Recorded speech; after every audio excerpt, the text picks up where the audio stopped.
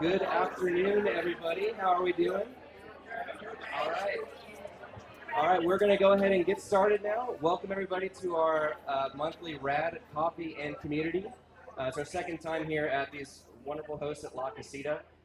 Looks like a lot of y'all already had some of their delicious treats and coffee. If you haven't yet, you're missing out. These guys are really good bakers and really good baristas as well. And we'll probably be back here next month as well because it is still quite warm outside, and it will probably still be quite warm next month outside. Eventually, we will probably return to staycation as well. So yes, thank you for coming. We've got a lot of cool stuff for you guys today. The topic this month is, again, very important: education. The legislative session returns in October, and one of the topics this fall is going to be vouchers. Who vouchers? Yes, vouchers are the worst. How's the audio? Can you hear me all right back there? Up a little bit? All right.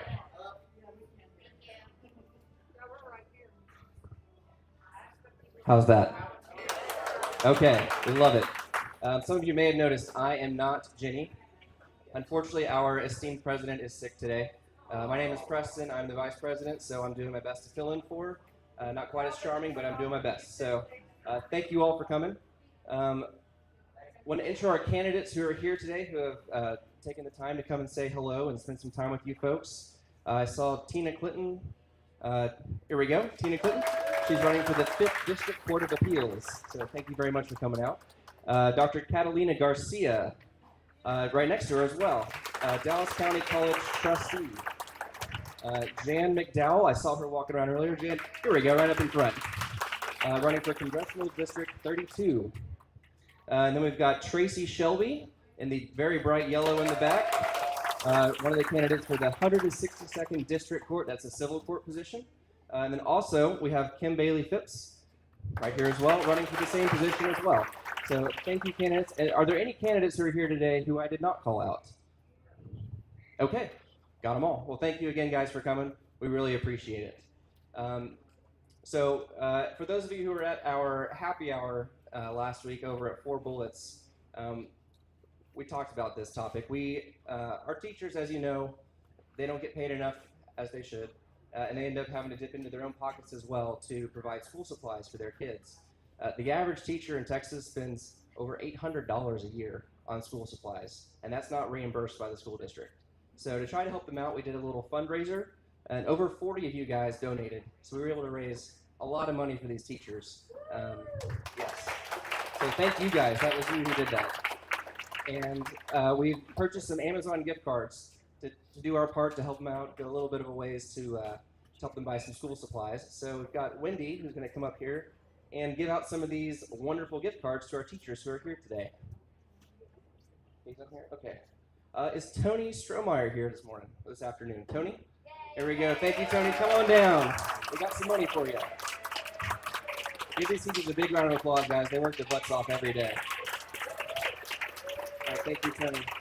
And Tony, if you want to stay up here, we're going to take a picture of these teachers as well, just to really recognize them. Next, we've got Katie Johnstone. Katie, where are you? Nope, no Katie today? Okay. And Casey Selfried. Nope. Cheryl Jackson. There we go.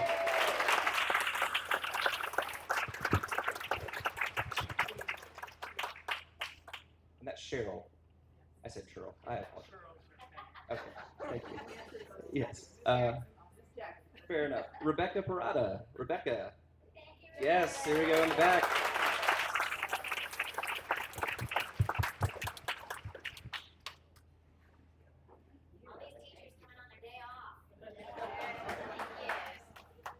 Miss Robin Brewer. Robin, you here today? No? Okay. Robin could not make it. Rachel Mello. Yes, coming in from the back as well. Rachel.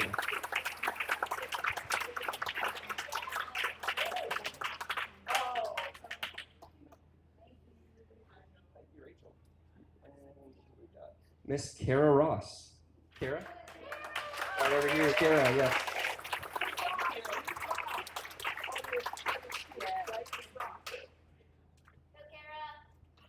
All right, Angela Sher Ricing. Ricing. Angela, thank you.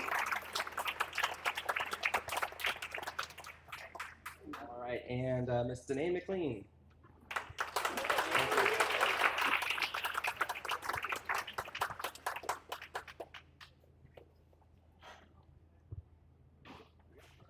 And the last one on our list for today is Leanne Campbell. Ms. Campbell here? Oh, she's coming over from the back. All right.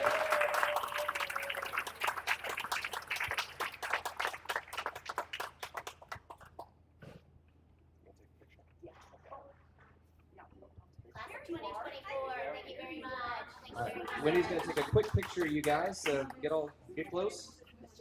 There we go. Y'all rock. Y'all are rad.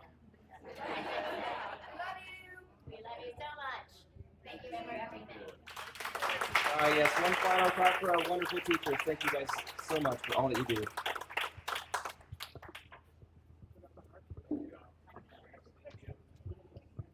Okay, so we do have a nice lineup of speakers for you folks today. The topic is, of course, public education. So as you all know, quality schools, they increase property values.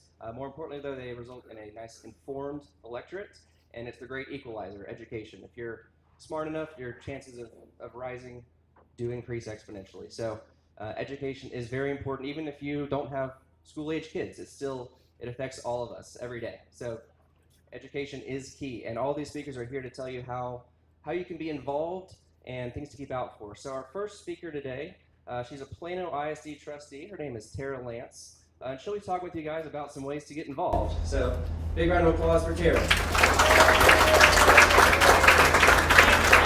to see you again. I recognize so many faces from the happy hour 2 weeks ago. So what I have to say is very similar to what I said 2 weeks ago, if not the exact same thing, but hopefully I can get through it a little quicker. The first and the most important thing is to vote. And what I love about coming to the RAD meetings is one, oh my gosh, just look around, there's so many of you. This is really, really cool as a Democrat to see. So, but I'm here today speaking on behalf of our trustees, and so I'm here in my nonpartisan capacity. So vote, make sure you vote.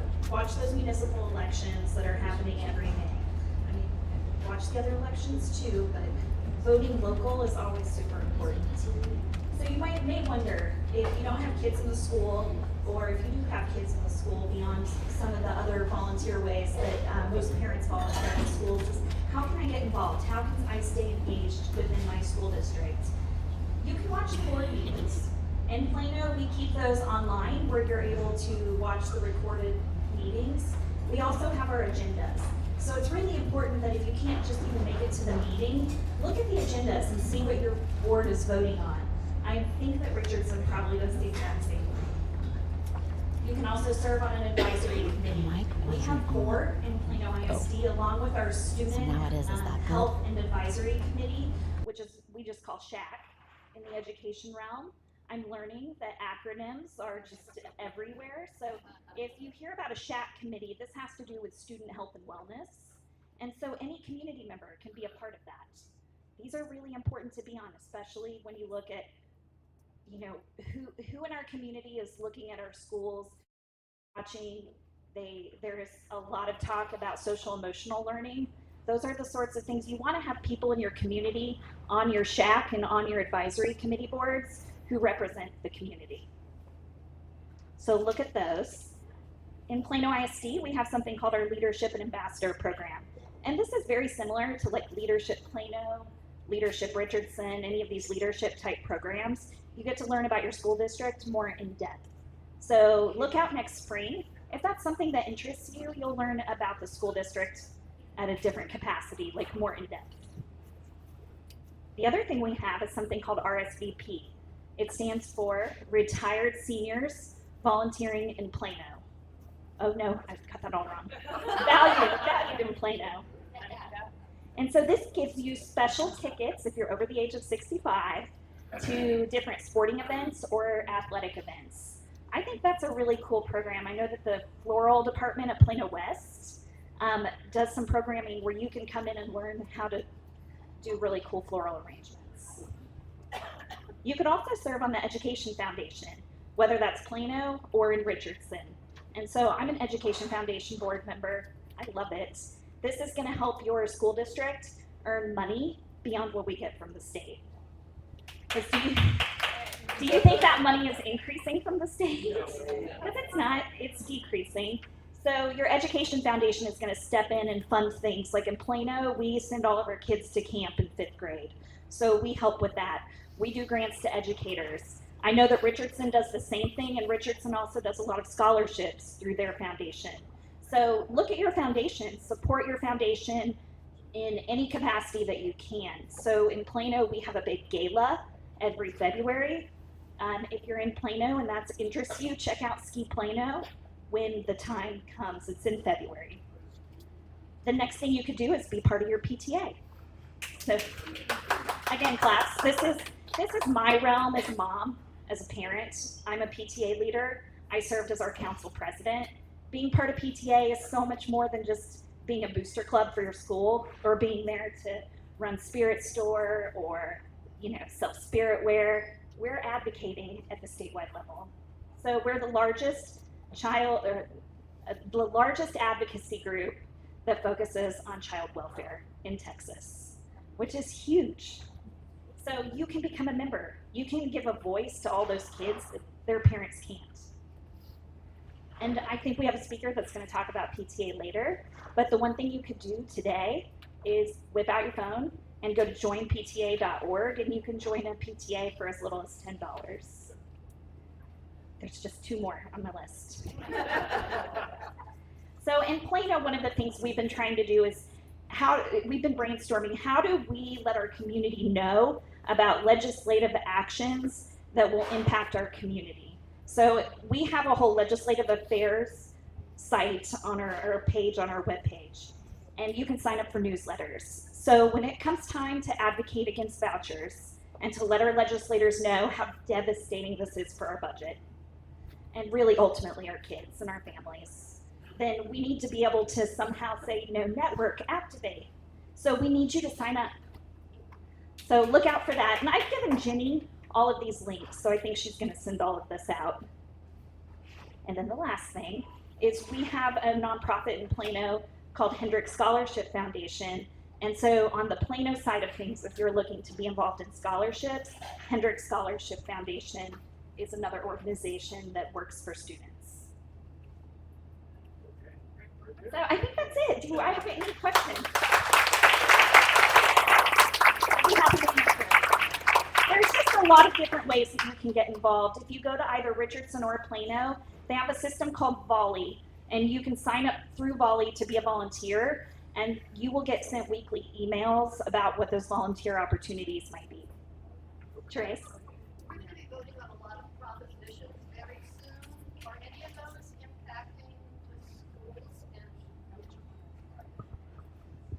That is an excellent question, one that I don't know the answer to. Can you So- repeat the question? Oh, the question was, in November, the different constitutional amendments that we'll be voting on, do any of those have an impact on our local schools? I'm not to the point where I can, it's going to be the big property tax ones. Those are going to be have the largest impact to what ISDs can keep in the district. But I mean, even in Plano ISD, we have been sending so much money back to the state year after year in the form of recapture, which is really, it's so much more complicated than that, which I think is intentional. But that money, it was almost $250,000 last year. It's going to likely go down to $170 million, which is great. That sounds nice, but we don't get to keep that $80 million. It's just the way that the algorithm works. Like, we don't get to keep that extra money within Plano ISD. And I will come back and do a longer presentation with slides that helps make that make more sense. Yes. Another one that's tangentially impacts the school is the one on the salary increases for the retired teachers. And that's another one. I just haven't looked at them, and just to let you know, since I got elected in May, I have been to countless hours of training. We have more training than any other elected official in the state of Texas. So yesterday I was even sitting in my dining room doing the sexual harassment training, reading about the employee handbook, because as trustees we go through the same training that our employees go through. So on top of that, I've been to conferences, and there's just a lot of training. So I'm not the best speaker to speak about what the constitutional amendments are.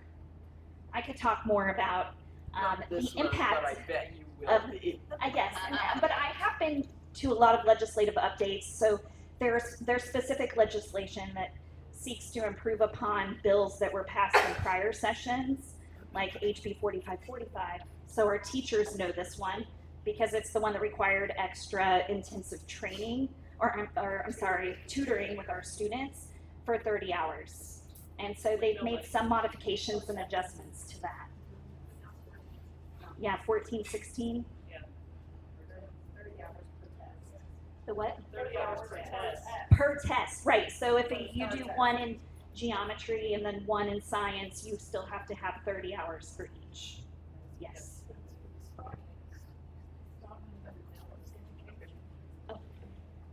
So I was watching something the other day on one of our state board of education representatives was talking with, it was an interview discussion with the CEO of PragerU, and she was mentioning the fact that Texas was going to be writing their own core curriculum that would just be for Texas.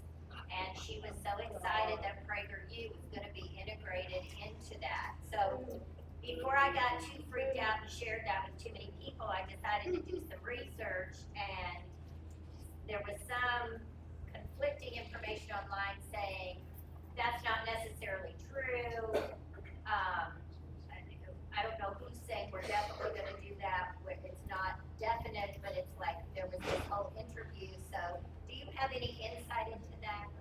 The only thing that I know for certain is that the chair of the State Board of Education and then my current rep, which I don't know if it's the same for all of us, Pam Little, has told us that there has been no discussion nor has this been voted on. So it sounds like it was a rogue interview. That's all that I know. Okay. So I think that it might have been somebody stepping forward with zeal and excitement with a personal platform and a personal agenda. Is really what it sounds like. Hey, Judy. Hey, I heard that they got approved as a vendor, but not the material approved as far as curriculum. That's two different things, like they can purchase from. So maybe that's what they were, that was the delineating line I heard. Okay. What about her saying that Texas is writing their own new core curriculum? Have you heard anything about that? No knowledge of that. Okay. So just because I don't know doesn't mean it's not. It's just I haven't heard You anything. haven't heard about that. Okay. So, in El Paso, their union, the AFT, has posted on their Facebook page that El Paso has adopted some curriculum that was put out by the Commissioner on Education. So it is some kind of, there is something. I don't know a lot about it, but El Paso ISD, and it was on their AFT webpage, the strategic union webpage. Facebook page. I don't believe that we just voted on who our approved vendors were in Plano ISD, and I do not recall seeing that. I intentionally looked. I don't recall seeing them listed. Or I would have asked for it to be pulled out. So I don't know if it would have passed, but any other questions? If we have any follow-up questions, how might we contact you? Okay, great question. It's tara.lance@pisd.edu, and my name is spelled Tarrah, and my last name is Lantz.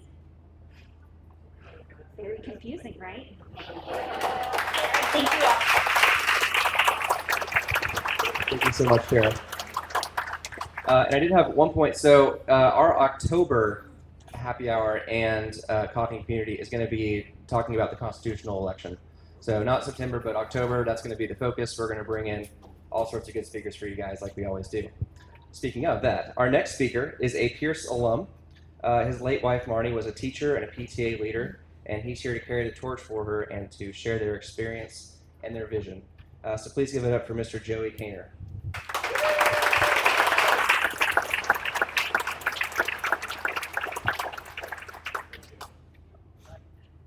Hello. Thank you for having me today this afternoon. It's a true honor to speak about how the Richardson ISD PTA helps the students and schools and how and opportunities that the community can help support these efforts. My family became involved with PTA just as most do. Our oldest child enters kindergarten, and that we want to help the schools that our children attend. Each school has its own PTA unit handling the room moms and field days, teacher appreciation events, and all those extras we want for the schools. But those are important, but the focus today will be what the RISD Council of PTAs does, which also oversees and supports the 55 school units. This is very meaningful to me today to talk about the RISD Council because my late wife Marnie spent so much time and effort with each and every one of these programs. As each of the 55 units raise money for individual schools, the RISD Council is raising money for the year-end scholarships. Last spring, we awarded 12 graduating seniors, each with a college scholarship of $2,300. Also, 4 RISD teachers were given $600 just to continue their own education. We give the scholarships every year and evenly divided among the 4 high schools. So we had 3 graduate winners from each high school and 1 teacher from each feeder pattern. It's very satisfying to see how grateful the graduates and teachers are, and just knowing how all the work and effort the district did, the PTA Council District did to make this available. So how do we raise funds for the scholarships? A major source is the books and materials that we sell at the annual used book fair. We've been doing this since the early 1980s. It happens in mid-February, but the work starts now at the beginning of the school year. Each of the school's PTAs collects donated books, and I know if you live in Richardson School District, there is a location near you. Before we deliver the books to the fair, most schools' PTAs would appreciate help collecting and organizing the books by category. I know there are just books everywhere, and they would appreciate that assistance. There's assistance needed at the fair, from a week-long setup to helping during the fair. But there's more opportunity than just organizing books. For about $25, any organization, business, or individual like you can sponsor a table at the fair. And we appreciate when organizations promote the fair just so the community knows to come and shop at it. In addition to funding the scholarship, the book fair gives RISD teachers an early and discounted opportunity to shop and build their own class libraries. Another fundraiser, which was last April, for the first time ever, we put together an RISD all-star basketball team of teachers, principals, board trustees, and PTA volunteers to play basketball against the world-famous Harlem Wizards. Now, the Wizards are kind of like the Globetrotters with their own tricks, stunts, and routines. Everybody had fun. It was a great success, and we're scheduled to do it again next April at the Berkner Gym. April of 2024. And if you have children or grandchildren, you really may want to check this out. Tickets were like $15, and everybody had fun. But besides all this fundraising, we do support the students in other ways. At the Clothes Closet, we collect donated clothes for students who are in need, because when students feel good about how they're dressed, they can focus on learning and succeeding. Every Monday morning during the school year, we collect, sort through donations, wash and dry, and organize the clothes. Also, we will collect unwearable clothes that will be sold to another organization, and we use those funds to purchase needed supplies for the Clothes Closet. On Tuesday, students who are confidentially referred will have an hour-long appointment to shop and try on clothes with an assistance from a volunteer. And the students can only do this once per year, but they'll leave with a week's worth of clothing, including a new pair of sneakers, winter coat, toiletry bag, and a new set of underwear and socks. In the spring, there's a focus on the Prom Boutique, which is for teens and assistance for dresses, shoes, and accessories, and on the Shoe Train, which will restock, the Clothes Closet with new shoes. To tell you how dedicated we are, about 6 or 7 years ago, there was a high school student who had very large feet. He couldn't buy shoes because they didn't make him his size. He needed customized shoes. Well, we found out about that, and we got his measurements, and we were able to get Nike to donate him a customized pair of shoes. And that's one of the things I remember, and it was actually mailed to our house, and I just remember how large this view was. But they were very grateful. We are partners with the RISD and grateful that they supply the facilities to run the clothes closet. It's just across Beltline Road from Richardson High School, and it's exclusively run by volunteers and donations, so that's another opportunity for the community.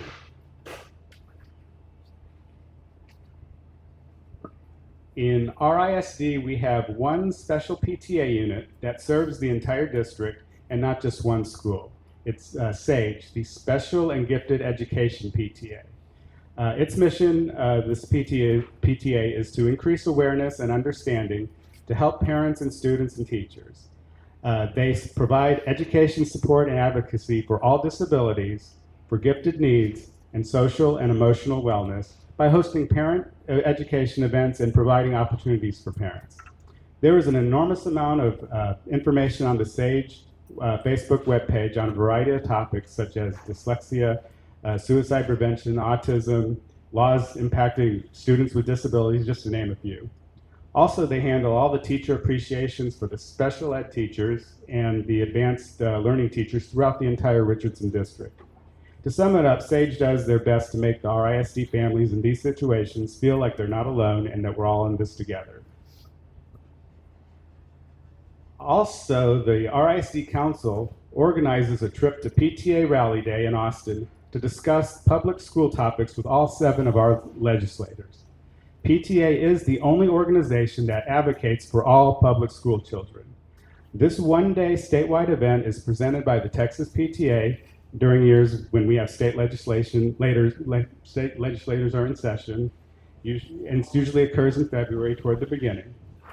Our trip normally includes 5:30 in the morning, we meet at the admin building, we board a chartered bus, and we join PTA members from all over the state at the morning caucus. At this caucus, Texas PTA board members will explain the initiatives for that legislative session, and legislators will speak about their education bills and the status and what's pending, and we learn some information. And concurrently at the same time, there's a student caucus going down, doing the same things a few buildings over. And as soon as both of these caucuses are done, we follow the drum line, march straight to the Capitol, to the steps, and have our rally on the steps, where we see some student performances and some more speeches. And we're all pepped up and ready to go and take on the Capitol and speak to our legislators. This is in the afternoon session. The RISD, we've kind of evolved to this. We usually have one of our legislators reserve a room for the whole afternoon, and we have it organized to where all 7 will come in 30-minute time frame. So for 3.5 hours, we speak to them about the Texas initiatives, but also the Richardson School District initiatives, which are not always exactly the same. And we make sure that they know that we're represented. All 25, 30 of us are representing the 19,000 membership of the PTA in Richardson. We used to allow students to come with us, but it's kind of gotten the gray area with the rules. So now we have 2 buses that go down, one for the PTA members and one for the students. And the students have their own program. But this year, in the afternoon, they shadowed Representative Ramos, and she showed them the legislative process of a bill that the Berkner students actually proposed to set a ratio of 1 school psychologist for every 600 students for every district. So this is an opportunity to participate because we want to fill up our bus. And it's a wonderful opportunity. How many times do you have an opportunity to speak to both your state senator and your state rep and nearby representatives? So that is an opportunity. Another opportunity is if you like the fine arts, we need judges for Reflections. Reflections is the National PTA Fine Arts Contest. There's different categories for that students may enter their work, such as literature, photography, musical composition, film production, just to name a few. And every year there is a theme. This year's theme is I Am Hopeful Because. Along with their work, the student will submit an artist statement to tie their piece into the theme. And we really could use judges to determine which pieces could go up from RISD level up to the next level. And in Plano, Allen, I know some of you all are from out there. It's national. It's a national thing, and this occurs in around November. And I was really proud when my son Brian, when he was in junior high, his photography went all the way to the state level. It didn't make it to the national level, but the consolation for state level and not making it up to nationals is it was displayed in the rotunda in the Capitol for a few months, and he went down with my wife to visit it during spring break. That was really nice. It's a big deal. Another initiative of RISD PTA I'd like to highlight is the car seat program. This started around 2005, where we give new car seats and booster seats to underprivileged children, students within RISD. Principals and counselors communicate to us which families are in need, and we purchase all the car seats from the car seat fund, which is completely funded by donations. We house this at Dobie Elementary, and it's a great way to keep kids safe.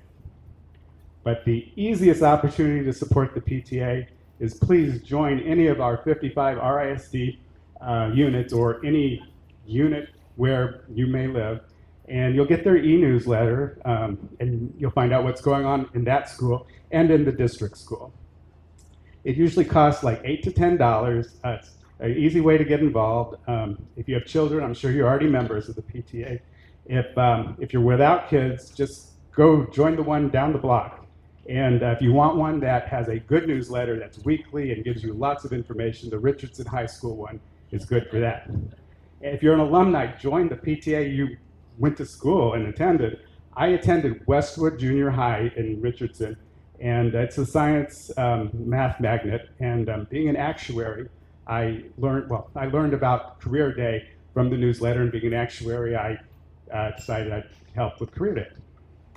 And one last thing about membership, you can be a member of multiple units. And when my wife was involved with the membership, she developed the Angel program, the Richardson Angel program, where you could join. That was awesome. That's not the time's up. Okay, good. Yes, the Angel program. Yes, she developed the Angel program. Angel. They even put it in the Angel wing, and where you can join multiple units very easily. Like you can become a Golden Wildcat, which means you're joining the Lake Highlands High School, the Wildcats, and all of the junior highs and elementary schools that feed into that. You could also do it at the junior high level, like the Silver Viking, and that's North Junior High School and their feeder pattern. Or you could join just the PTAs that need the most help. But they eventually renamed it after my wife, the Marnie's Angel program, and I'm very.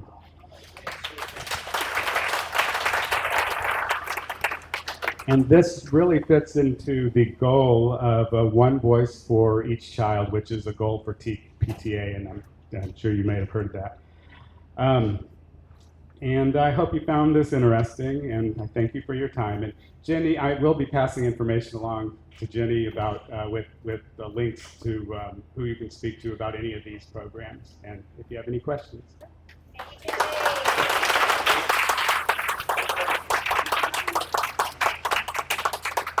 Regarding the book sale, Oh, yes. are they going to put restrictions on the books that can be donated?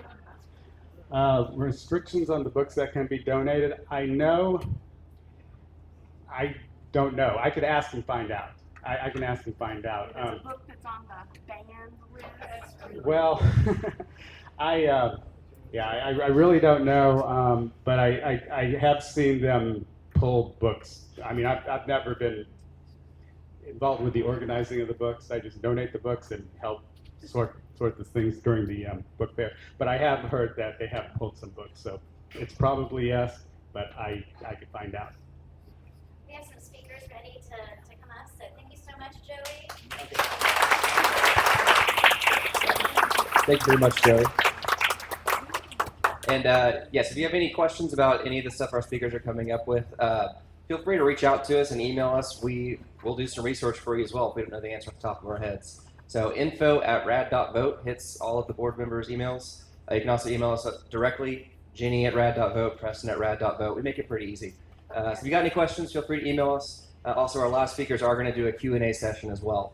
So moving on to speaker number 3 out of 4. He is, are you an RISD alum as well? Okay, he is also an RISD alum. Woo! Go RISD. He's a longtime community supporter, recent RAD member, and he's going to talk to you about the We Read program for RISD. So please give it up for Mr. Robert Grinsfelder. Thank you. Thank you, and I'll be as brief as I can so we can get to speaker number 4. Let me tell you a little bit about myself. I've lived in Richardson in the house I'm currently living in for 41 years in the Berkner area in East Richardson. I am a graduate of Lake Highlands High School. My wife is a graduate of Richardson High School, and my 2 daughters are graduates of Berkner High School. So other than Pierce, we have the district very well covered. When I retired from a career in the nonprofit sector, I worked for the Muscular Dystrophy Association for 43 years and ended my career at the national level for the last 8 or 10 years. So that was a very meaningful career, but a very involved career, taking me all over the country and traveling. And when I retired, I really wanted to get involved in the community. I've always been involved politically as I could here and there, but I wanted to be involved in some meaningful programs in the community. And I'm a member of First United Methodist Church, and my wife and I have been part of the Children First ministry or Children First group there for the last 8 years. And now the last 2 years, we've been very proud to chair that initiative. We partner with Greenwood Hills Elementary and Mark Twain Elementary Schools that are 2 Title I schools in the Richardson district. And it's interesting to know that 60% of the children in the Richardson Independent School District are qualified for the federal lunch program and are in Title I schools. And so that's a very large number of children that do not have the resources that other schools do have. The Children First Committee supports those 2 schools in a variety of ways. We support the teachers, and I want to thank all the teachers that are here for your service, your work.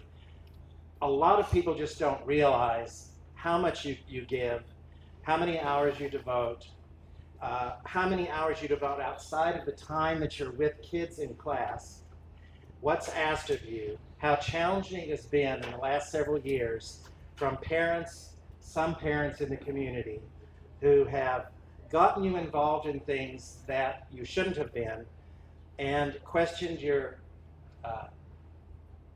role, your abilities, whether you're capable or trained to do your jobs.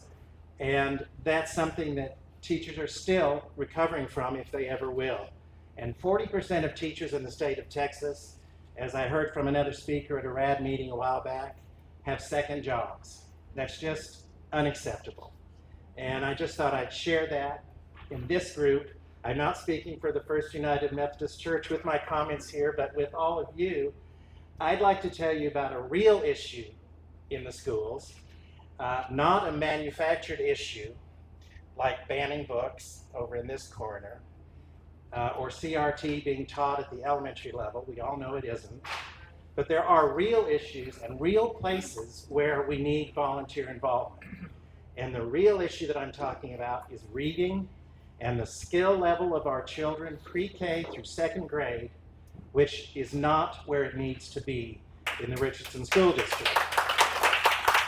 So we were proud to partner with the RISD, that is our church and our 2 partner schools, Mark Twain and Greenwood Hills, in a program called We Read Together 2 years ago. And let me just ask you all this question. Would you find a way, or could you find a way, to give 1 hour of your time a week to help a child pre-K through 2nd grade improve their reading skills? Yes. Could you do that? Gladly. I have it. I have the program, and I can sign you up. That's all that this program requires of you. The We Read Together program would pair you with a child or perhaps two children in the pre-K through second grade level. Books are provided by the district, as are other materials to help you in your reading.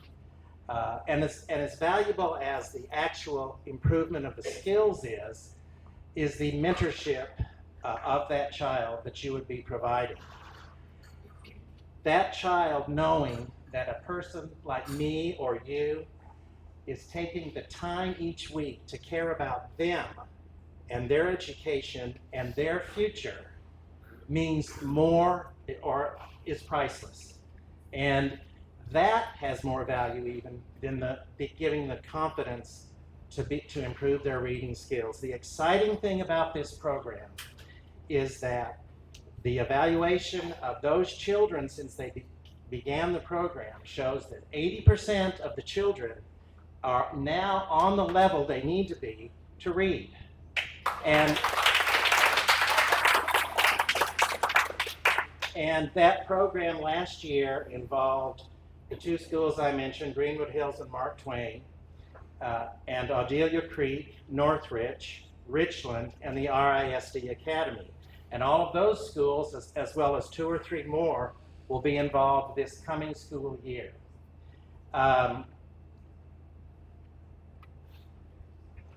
to sign up for the program, if that's what you're interested to do, you can write down this website. You can go to risd.org/wereadtogether. I also have a quantity of brochures that I'm very happy to pass out, and you can take a photograph of the QR code and sign up that way. What will happen if you do that in the next several weeks is you'll be asked to fill out a letter of interest, and then you'll receive an email in September with further instructions as to how to pick the school that you want to volunteer at and the time of the week that works best for you. But I just can't stress that it's an hour a week.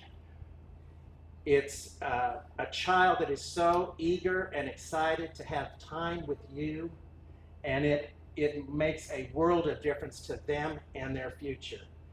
And there's nothing more important that we can do in our community than preparing all of our children, not the ones in the schools with lots of resources. They're important, of course, too, but children in every school to have a better future, or a future at all in our community, or wherever they end up. So, thank you, and I'll be happy to share the brochures. Any questions? Yes. Is the work with the child during at school? Yes, it's during the school day. It's usually a Tuesday or a Thursday at the schools that participate. One more. Is there a program, my kids that go to school here, they went to school in Atlanta, but when they were in high school, they did something very similar where it was the high school students that were paired with a particular school.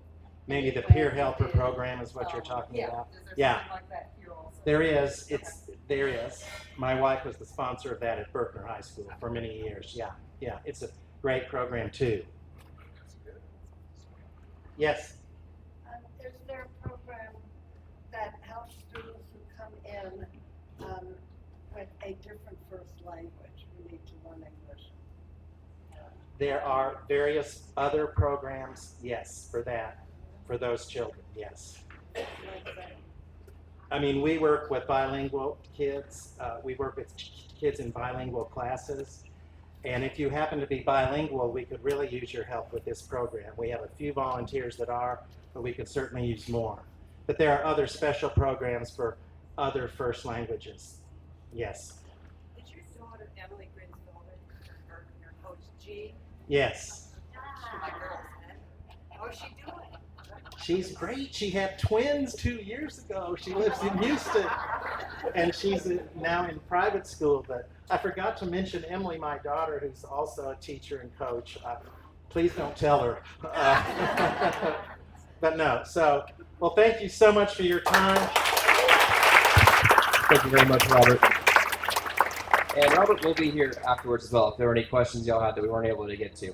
A couple quick housekeeping items before we get to our last pair of speakers. We do have this beautiful table set up back here with these awesome new rad t-shirts for sale. If you don't have one yet, snag them while we got them. Also, they can help you sign up for a membership if you don't have one yet, which is totally fine, but they can help you get through that. Also, if you're not getting the weekly newsletters from Jenny, which are super informative, they can help you get signed up for that as well. So once we wrap up, this table will still be here. If you need a t-shirt, membership, newsletter, go check them out. Also, yes, after this at 5:45, we're going to try to wrap it up. There is the Big Blue Barbecue for the Mr. John Cruz out running for Dallas County DA. That is down in Lake Highlands at Walnut Hill in Greenville. Starts at 6. I think it goes for 2 or 3 hours, so you don't have to rush over there. But a lot of us are going to be going down there after this if you want to. The Skull Hall Event Center? Sokol? I can never pronounce that. Okay, yeah, down in Lake Highlands. You can Google it. It's John Cruz out running for DA. It's his Big Blue Barbecue event today. Next month, our event is going to be a speed dating event. You're going to get to meet the candidates for several upcoming elections. We'll put y'all at tables, and then they'll go around. We're calling it speed candidating. I'm so sorry for that, you guys. We had to make a dad joke. So that'll be next month. It's going to be fun. Tell your friends. And yeah, so I'm going to introduce our last speakers. It's Chris and Mindy Tackett. They're coming from Granbury, which is just southwest of Fort Worth. Long drive for them. They're going to talk to you guys about Christian nationalism and the battle against it and its spread. It's privatizing and commoditizing public education and tearing it up, and we got to fight it. So they're going to tell you how you can do it, why it's a danger, describe it a little bit better for you than I did, and afterwards they will have a Q&A session because it's a very important topic and there's a lot of nuance to it as well. So please give it up for the Tacketts, folks.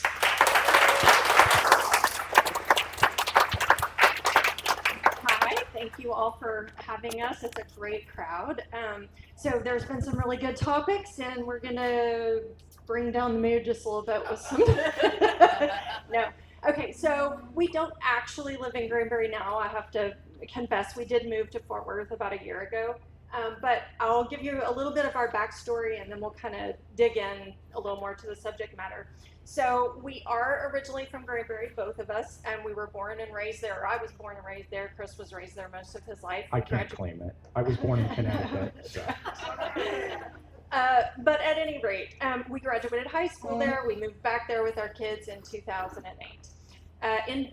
We were both very involved PTA. Chris ran the local baseball and softball league, and he said one day, I think I'm going to run for school board. And I was like, yay, that's a great idea. So he did. And school board is a nonpartisan office. And so he made the rounds all around town with all the clubs and groups and whatnot. And he came home one night and he said, it was really strange that I was there, to meet everybody. And the speaker that they had, now this was back in 2014. The speaker that was there tonight talked about at the Hood County Republican Club meeting. Let's preface that. Okay. Said it was doing the entire presentation on the importance of conservatives taking over school boards, and that was in 2014. And we both were like, "That's weird. That's not how that's supposed to work." So at any rate. Go along to 2015, and we had. Can we say that I won? Oh yeah. I did. I win. I served.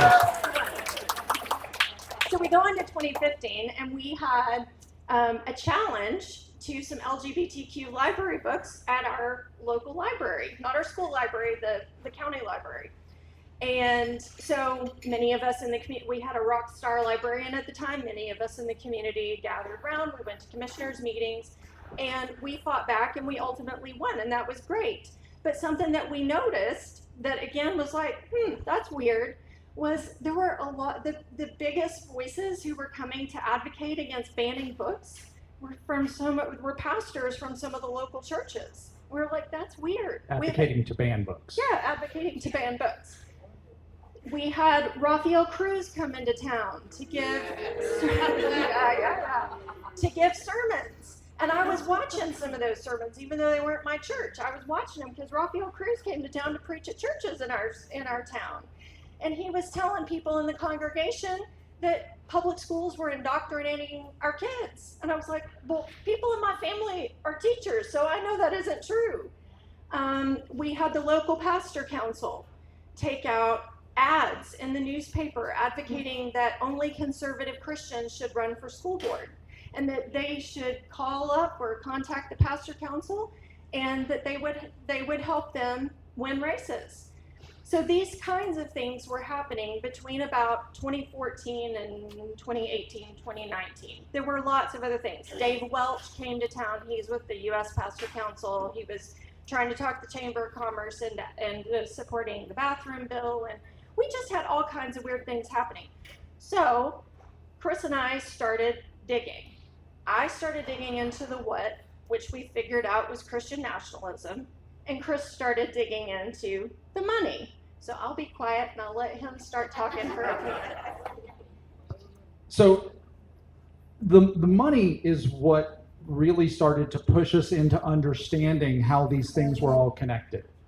It became one at that Hood County Republican Club where the guy spoke and said, hey, take over school boards. The guy who was about to run and be elected to be our Texas House rep was also there. And, you know, local guy. And when I was on the school board, we talked to him and he told us he was going to support public education when he got down to Austin. And when we started sending him, hey, here's the bills to support, here's the amendments that, you know, you should really be paying attention to and yay or nay to support public education, he voted against it every single time. Every single thing that we said, please vote for or against, he was exactly the opposite. And so he's telling us he's pro-public education, but at the same time, he's doing things that are exactly the opposite of what the public education community is asking for. And I started trying to figure out why. So I went to the Texas Ethics Commission website, started pulling every single campaign finance report I could, and realized, that he had received about 75% of his money, which was several $100,000 from just 3 sources. And I started looking at those 3 sources, and it was a gentleman named Ferris Wilks, who lives in Cisco, Texas, a gentleman named Tim Dunn, who lives in Midland, and this organization called Empower Texans.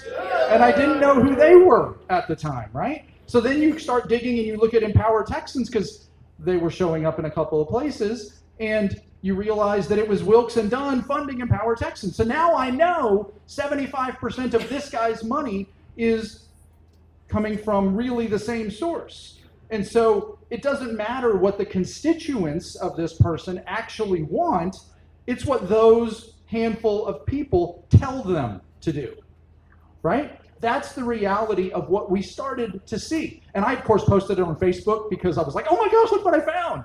And people all over the state started saying, would you do the same thing for my rep? Because I think they're problematic. And what we figured out was, it was an entire network of money and political action committees that all had names of things like, you know, that maybe might sound innocuous. And they were, of course, sending like mailers like crazy to everybody's home during an election season. And there were also handouts in the churches on Sundays saying voter guides. Yeah, voter guides saying, we're not telling you exactly who to vote for, but this person is for this and this person is for that, so you make your own decision. So the reality is, pulling all the money helped us understand there was a network. Wilks and Dunn, are they in a particular industry? They are. Well, I will tell you, Mr. Wilks and his brother Dan had a fracking company. They sold to a company in Singapore, and they made $3.5 billion on it, which is a lot of money, And then Tim Dunn is oil and gas, right?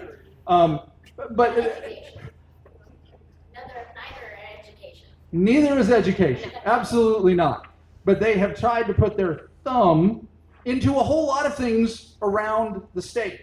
And their ideology, what we figured out once we started putting name to everything, started reading books by, like, Taking America Back for God by Andrew Whitehead and Sam Perry. tremendous book that starts to identify what Christian nationalism is and what people believe. The Founding Myth by Andrew Seidel is another fabulous book, because people who subscribe to this Christian nationalist ideology will tell you that America was founded as a Christian nation, and it should be in all things carrying forward in our laws. They should be preferenced in our society. That the founders, when they talked about freedom of religion, it was, well, we really mean Christianity, and we know there's different versions, right? There's maybe different denominations. But we're Christian, right? And so those were the things that started to give us the language to understand what we had seen happening in our communities. Yeah, and I want to throw in a little asterisk real quick, the disclaimer, because it's really important, and y'all probably already know this, but it's really important that we say every time, Christian nationalism does not represent every Christian. It does not represent every church. And it is a political ideology that has been married to a religious outlook, and I just think it's really important that we always tell people it's not representative of your church. We're not saying that. We're just saying it's.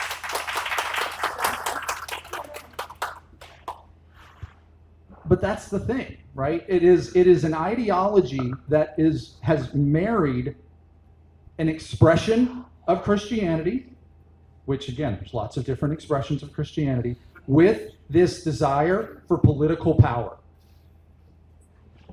And the power and the ability to impose their beliefs on everybody, and for their religious interpretation to be privileged over everybody else's, is what drives it, right? So when you start to think about the things that we had seen in our communities, and I'm sure as we described some of the things we had seen in our community, you've seen it in yours, right? The attempt to take over public school boards and having to fight tooth and nail to get sane, rational people elected. The push to take over, again, city councils, county commissioner seats, Texas State House, Texas senators, statewide elected office. They're influencing every single bit of that. If you haven't seen the documentary Deep in the Pockets of Texas, I highly recommend looking for it. If you search for it, you'll end up landing on my YouTube page, which has the full, it's got the full video there you can watch. Mindy and I had the opportunity to participate in the making of that documentary. It does a great job touching the tip of the iceberg of what it is. Once you watch that, now you're ready to start diving into the rest of it. But the important thing that we're here to focus on today out of Christian nationalism is the impact that these people want to have on public education. And you all know, you all seen in your community and in other communities across the state that getting into breaking public ed for one is what they intend to do. We see book bans, we've seen transgender athlete bills, we've seen bathroom bills, we've seen In God We Trust in public schools. We've seen the 10 Commandments was an attempt just this last session. We've seen HB 900, which is the book bans. What else? Chaplains in public schools replacing school counselors. That's right. So they fully intend to, number one, break public confidence in public ed, right? Because most people do support their public school, right? If their kid is going to public school, they're like, I like my teacher. I like the coaches. I like our band program. I like our public school. But the more and more these folks can manufacture problems and make the public think that public schools aren't functioning well and refuse to fund them fully, that is easier to sell a voucher and a charter program. School choice, ESAs, any of the myriad of definitions, they come up with for it. So go ahead. I got a hand over here. Oh, yes. Help me out with this vouchers on your t-shirt. I was just about to go there. I mean, Okay, so this, out there. look, Hurt my eyes. we have been fighting for public education for a number of years. And the push for vouchers, look, vouchers wasn't really anything anybody talked about until 1954. 1954 is Brown v. Board of Education, right? Desegregating schools. That was the moment vouchers entered the popular lexicon. You saw Milton Friedman, who was one of those economists, right? Who was advocating for, well, we should just allow parents to take the money and go to these private schools. And if they want to be segregated, we should be okay with that because it's the parents' choice. And we should be giving them vouchers because we really don't want government schools, and that's the term they use, right, as they're talking about public schools. We don't want the government dictating what our children will learn or who they're going to learn with. Okay? So that's the vouchers, their choice, school choice, since 1954. Now, what drives vouchers? What is the impetus that makes it run forward today? It is greed. It's money that makes it go. It is religion. And it is racism. Right? Those are the three. It's not to say that everybody who might choose to go to a private school or choose to go to a charter school, right? And make those choices as a personal for the family and their kid. It is what it is, right? People have been making those choices for generations. But the people who push things like the vouchers, right? Who push school choice and education savings accounts, there is a motive behind it. It's greed, it's religion, it's racism, right? Those are the things. And again, different groups will have different elements, that is their focus, but that's what drives it. If you look in 2011, 2020 at this point, right, is the TPPF letter. The Texas Public Policy Foundation, which is this ultra right-wing think tank based in Austin that has Tim Dunn, who serves as their vice chairman and has been for a decade plus. Their CEO at the time, Kevin Roberts, who has now left and heads up the Heritage Foundation, which is another scary organization, he sent out a letter to basically fundraise in 2020 that spelled out exactly what the plan was going to be for this next legislative session. I guess it was actually November 21, right? Because it was getting ready for the next session. But it spelled out the fact that vouchers were going to be the push, that the schools were Marxist cesspools of indoctrination, you know, the LGBTQ agenda run amok, and that they had to take out anybody who was the rhinos or other legislators who were going to stop them from running roughshod over the public education system. Because their goal is to break the system. And we've recently said, this lady over here brought it up a while ago, we've recently, like within the last week, seen Julie Pickering, who's a State Board of Education member, put out the video with the PragerU lady, her name escapes me, you know, saying that the state of Texas is partnering with PragerU to develop curriculum, which PragerU is in Florida at this point.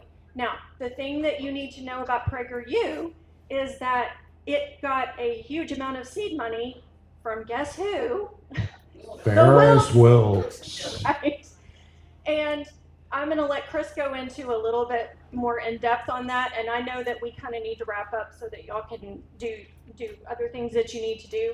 But to say that Julie Pickering is totally off the mark, I don't think is entirely true. So go ahead.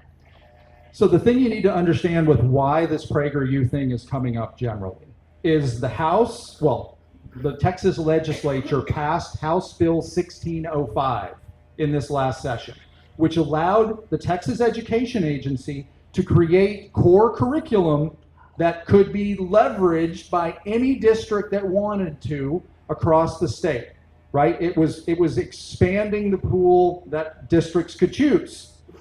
So this idea that PragerU would be coming in under 1605 and creating curriculum is absolutely not out to lunch. Now, what PragerU has done is the Texas comptroller, who controls all of the accounting, right, for the state, if somebody's going to get paid, they have to put them into their system, right? They have to create them as a vendor.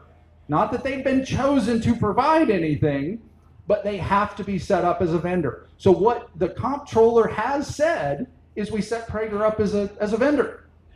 But nothing has gone through SBOE to approve, the State Board of Education to approve yet, and nothing has come through TEA yet. But they're telling you what they want to do. They're telling us all what they want to do. So keep that in mind.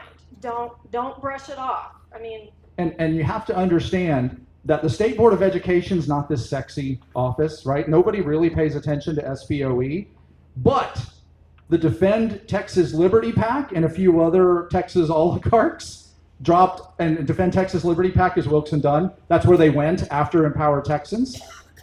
They dumped a ton of money into SBOE races so that they could remove some of those folks they didn't really want on the State Board of Education and get those who are more open to choice and charters and things like these vendors. So what Julie Pickering did by doing this with Prager is absolutely gaslighting, but it's to put pressure on everybody else to make this happen. So you have to understand, Mindy said it, they are telegraphing where they are going. And if the SBOE moved further right on the last go-round, the likelihood of them approving somebody like Prager, which is, Prager University is not really a university, it is a YouTube channel, right? They have a website with a bunch of YouTube videos that are designed to be right-wing propaganda targeted at young people.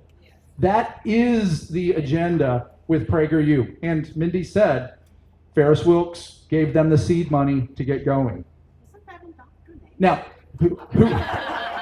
and who else Ferris Wilkes gave seed money to and still owns, who partners all the time with PragerU carrying things forward, is the Daily Wire, which is run by Ben Shapiro.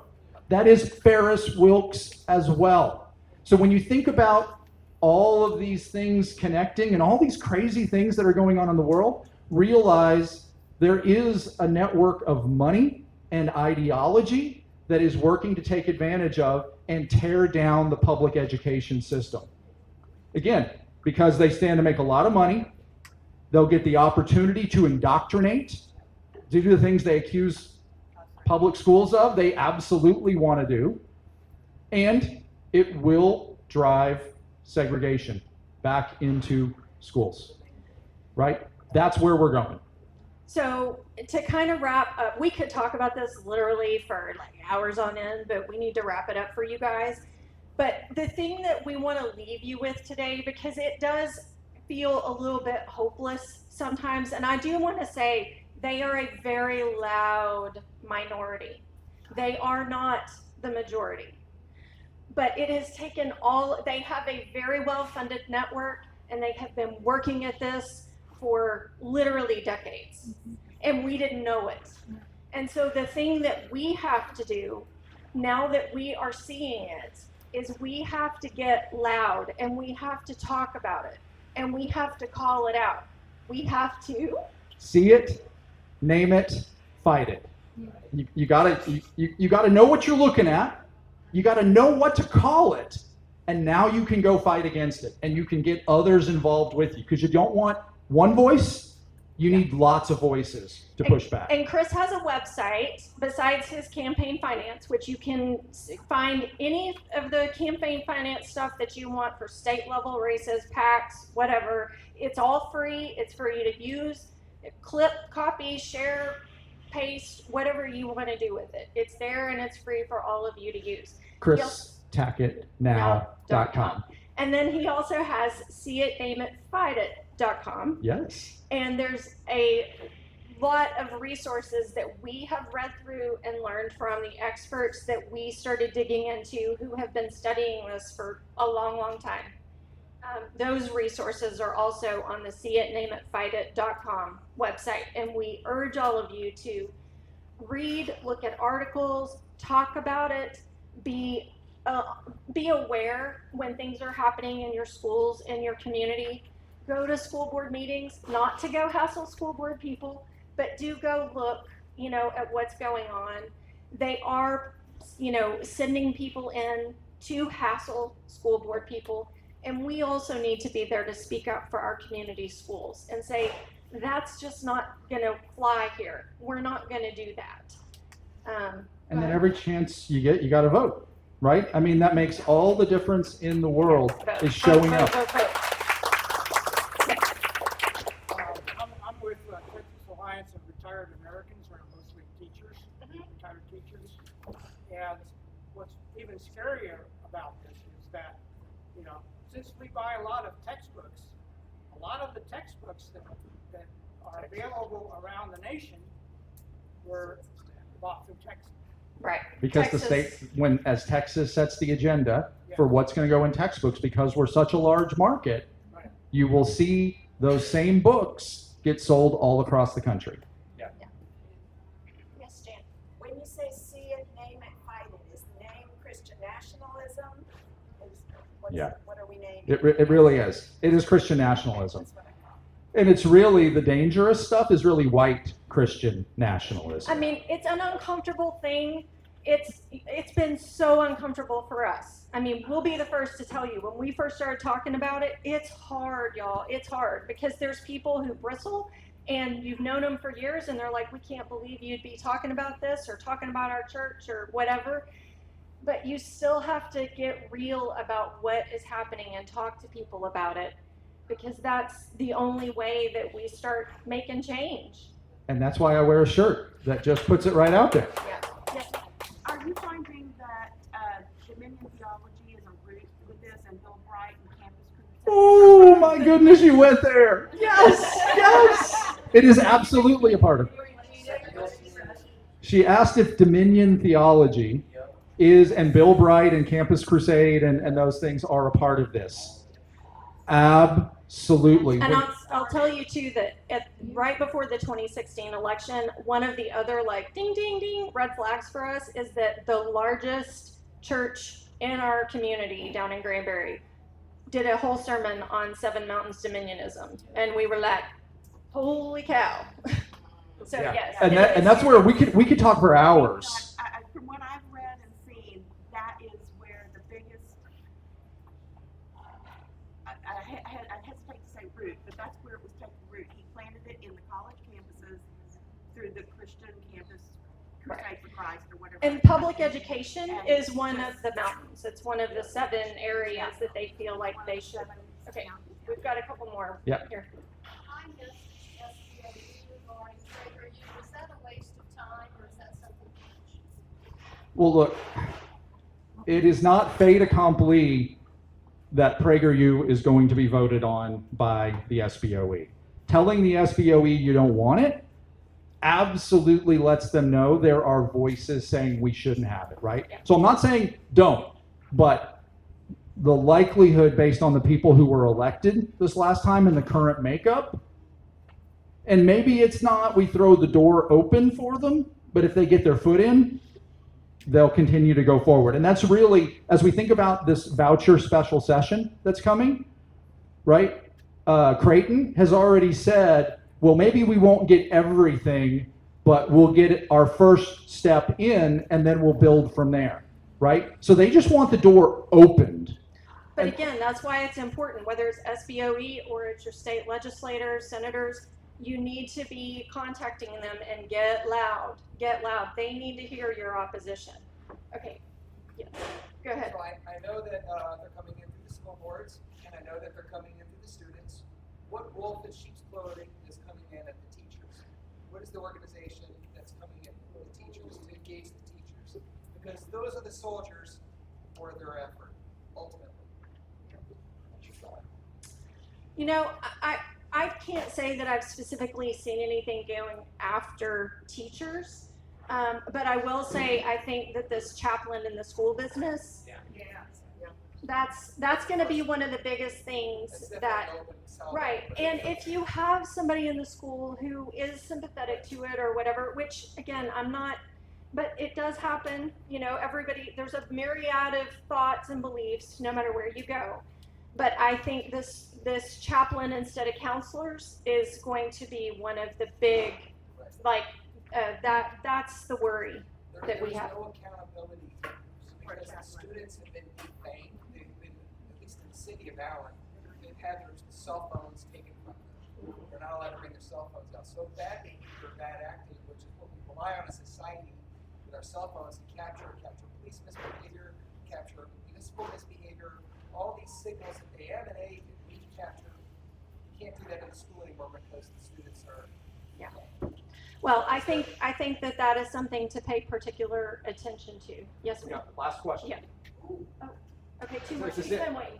Can we do two? Okay. These two have been waiting. So I have a couple of things. I'm Kathy Sweeney. I'm a pastor of Arapahoe United Methodist Church, and we have several representatives here.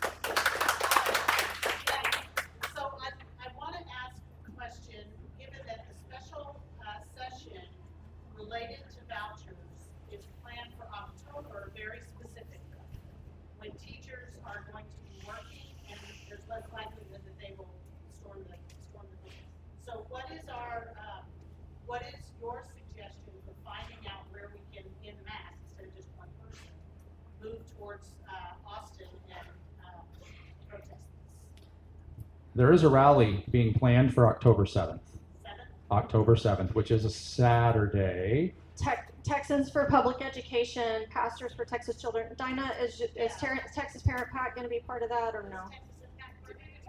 Okay. To be determined, okay. But there's several organizations that have partnered to put on that rally. That'll be October 7th. I don't know what time it is, Yeah.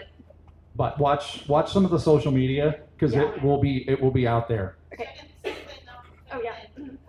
I've talked with 2 of the Richardson School Board trustees, and Richardson will not be doing challenges. Well, and that's great.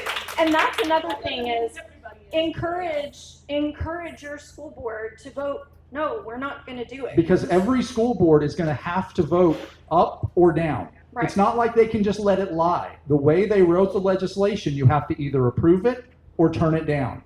So Yeah. it's going to put everybody on the hot seat. Okay, this lady right here. Christian nationalism. Uh, Dennis Prager and Ben Shapiro are Jewish. How do you square that circle? That is a really bigger conversation than we can have right here. But the thing you need to know is that anybody under the sun, no matter what, there's atheists who Extremism is what it is because it's a political ideology married with, you know, a religious type outlook on it. So just because you're Jewish doesn't mean you can't fall into the category of supporting Christian nationalist ideology, right? Because it's power and it's favoritism, In right? our history in this So- country, the Ku Klux Klan started in the churches. Yeah. Went into the churches and brought their money and developed their ideology, and that's how we have the racism that we have today. So y'all, we gotta stop so that these fine people can get their store back and y'all can finish up your meeting. If you have other questions, you're welcome to find us afterwards. And we really appreciate the fact that you invited us to come talk today. And Thank y'all very much. This is a super important topic, and really we all have to help spread the word about this and the dangers. So we'll put links and things on our website. I just wanted to ask Dr. Garcia. She wanted to mention something really quickly, 1 minute, about Dallas College and another way that y'all can get involved. First of all, let me say that I help 4th graders read, and it's so much fun. You really have to do it because you get a lot more out of the kid, I hate to say, but it is so fun. And let's see, I'm married to a man who graduated Richardson High School. Okay, I got elected a little over a year ago to a very quiet post, one of the trustees out of 7 for Dallas College. I'm going to have a town hall meeting each month beginning late September. I hope if you all will get the notice, you will please drop by and listen to what is going on there. It is very different from what's happening at Richardson. We are going to end up with training, not educating, training. There's a big difference in that. The board unfortunately rubber stamps everything the administration and the council say and the chancellor say. So I'm not bragging, but so far I'm the only one who brings reality to this. I'm known for research, so I keep looking up all kinds of papers. I bring them to the board members to show why this is not okay, and they just leave them on the table. They do not read them. So we have a board that needs to be educated, and I need y'all's help. I'm the District 1 trustee, and I will be sending you something to invite you to this meeting. And my name is Dr. Catalina Garcia. Thank you, Dr. Garcia. And we'll share her information on our RAD page and through our newsletter communications and everything like that. So, and we'll be sending out information about all the speakers today with links and everything else. So we will keep you guys informed. And as always, if you have questions, send us an email. And we thank you so much for coming. This has been an excellent meeting. Thank you.